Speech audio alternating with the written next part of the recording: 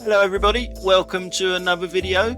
We're going to start this one off by going back to a previous clip of the good old M25 where I showed you a professional driver, yes, a professional driver, and people keep telling me stop calling them that. They are private hire drivers. Yes, it is a private hire driver.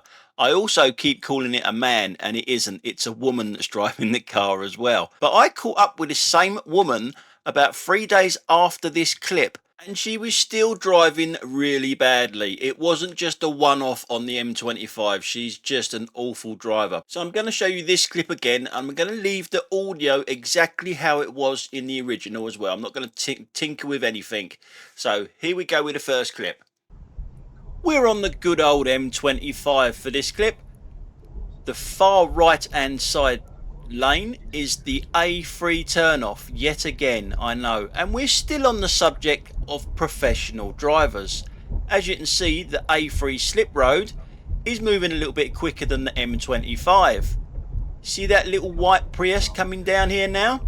Well, that there is a professional driver. Guess who he's licensed with? Yes, Epsom and Yule again. Now he's using that lane, there he goes. Notice the sticker on the back? Yeah, the children's sticker on the back, that he specialises in school runs. Now watch how he comes out of the slip road. He's obviously queue jumping straight away. And now the M25 is moving quicker than the A3, so he just pulls out. In actual fact, I think it was a woman. So it's indicating to come out, and I ain't letting him out, or her out. That thing can stay there. I saw it coming a mile away.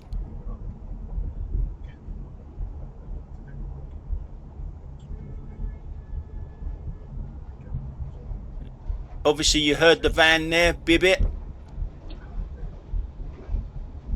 Wasn't very happy, and look at that again. All three lane changes there were dangerous and too close to the car behind. And there it is. Again, licensed by Epsom and Yule, and it's a school run car. Would you trust your kids in that car? I wouldn't. Now 3 days later, I saw the same car going towards Epsom train station. As we come round this bend here, it's going to be turning right in front of us. Obviously it's not indicating. And I'm going to Epsom station as well to drop someone off. They ain't. They've got no passenger in there. Now you can see that there's something a bit peculiar with this car because it's driving incredibly slow for what it was driving like on the M25. It hits the brakes in a little while. It's almost hitting the curb. Why is it hitting the brakes? Who knows? Then almost hits the curb again. Then drives over that, which you're not supposed to do. And over to the left hand side are bus stops and a taxi rank. It's driving in that, so it should be over where I am.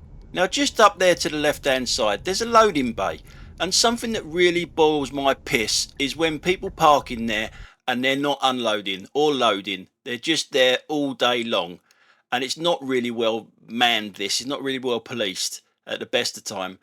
But this car, not only does it park in it, it needs 2 spaces. See it reversed there, and it needs 2 spaces. You can see it better from the rear camera when we go past it. And as we do go past it, unfortunately, you're not going to be able to see it. But it was on the phone. And I am 100% sure it was on the phone back there. So, the question is then, would you trust that to take your kids to school? Look at the gap that's left there. But would you trust that to take your kids to school?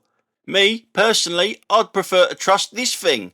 Remember the child catcher from Chitty Chitty Bang Bang? You must remember the child catcher from Chitty Chitty Bang Bang, surely. I'd prefer to trust that thing rather than that professional driver. Oh, sorry, private hire driver. So, about an hour-ish after that, I'm coming back to Epsom. Yes, I've got another passenger that needs to be dropped off there. And now we're looking at the professional, private hire driver in front of me. Notice the green light? That means stop, doesn't it? Now, to a certain extent, I sort of understand this a little bit, because people do wait in the most stupidest places to be picked up. They really do. They just do not get driving. As I'm going to pull into exactly the same place, because I can't get into that loading bay, or unloading bay in my case. There. And guess who's still there? Yeah, an hour they've been in that loading bay. That VW that's there, and that car, that... Oh, I was going to say professional driver again. Private hire driver is still there. And she's still on the phone. So as we come to the red light here, it's Epsom. This happens all the time. It's tradition in Epsom. You're going to see the cyclist go through a red light. There he goes. You know that they don't wait for red lights. And now we're looking at the red man over to our left-hand side. It's gone to a green man now, but we're looking at a countdown timer. Just there we're looking. It starts at 12 seconds. 12 seconds. They've already had a green man, and now they get 12 seconds to sort their arse out and get it across the road. What can you do in 12 seconds? Don't ask my wife, because she'd probably say you can do it twice. Yeah, and it's still not long enough for this clown. He's still going to cross the road. I'll take that one back, because he did say sorry and he did walk backwards. So I'll take that one back. In this clip, we're looking at that white lorry over there to the right hand side. I swear some people have got no observation whatsoever when they drive. It's parked there and people are struggling to actually get past it. It's on a red route as well. With the bollards there, people are struggling to get out around it with us coming towards them. And I don't know if you heard that, but someone had to use their horn to actually get him to actually look in the mirror and realise there's a trail of traffic behind you because they can't get past you, you twat. Eventually, he gets it and moves up a little bit.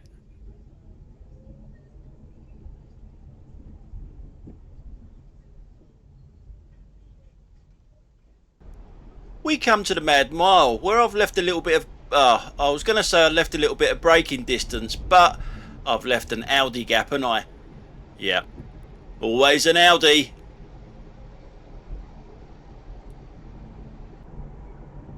And further down the Mad Mile, we're coming up to the roundabout where I turn right. And if it ain't an Audi, it's a Burke in a Merc. Can you leave it any later to get in the correct lane? Always a German car.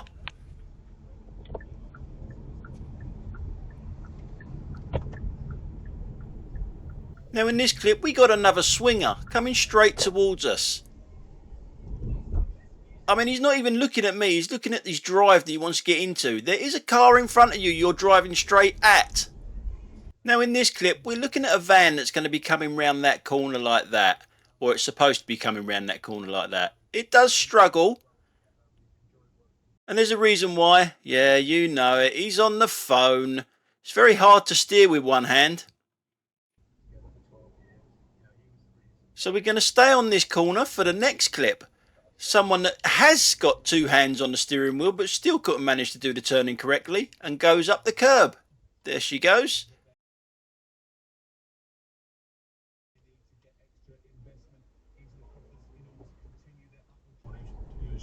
Now in this clip we're looking at the learner and it's driving an Audi. Oh dear. But I'm not going to make a song and dance about this one. I just want to know what you think about it. It's turning left. You see the pedestrian there. Now that pedestrian has priority over this learner and it literally is 2 steps away from being in the road. And as a learner you should be doing everything correctly like that. I'm not so sure a qualified driver would wait anyway. But as a learner, I think you should be waiting there. There's no issue because the pedestrian waited there. She actually took 1 step into the road and literally waited for the learner to get round. So there was no issue safety wise or anything like that. It's just if you're going to do that on your test, you could be in trouble. So let us know in the comments down below what you think about this one, especially the driving instructors. And I've also got an examiner that follows the channel as well. What would you do about this one if this was on test with you? And dare I say, this was done a little bit old-fashioned. That's how we used to do it in the old days.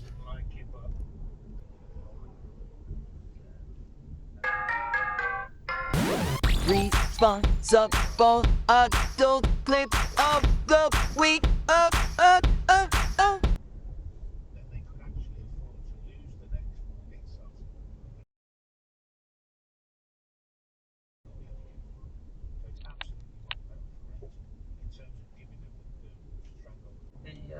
Now in this clip we're looking at the motorbike.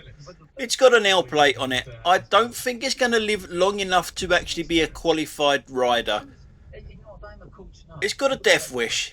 There you go, there's the first one, round the roundabout the wrong way. There's a solid white line there to the right hand side. It goes over that. There's someone turning right. It's actually indicating to turn right there, but he zooms up and then has to hit the brakes hard. So now it rides towards oncoming traffic and they have to get out of his way rather than the other way round.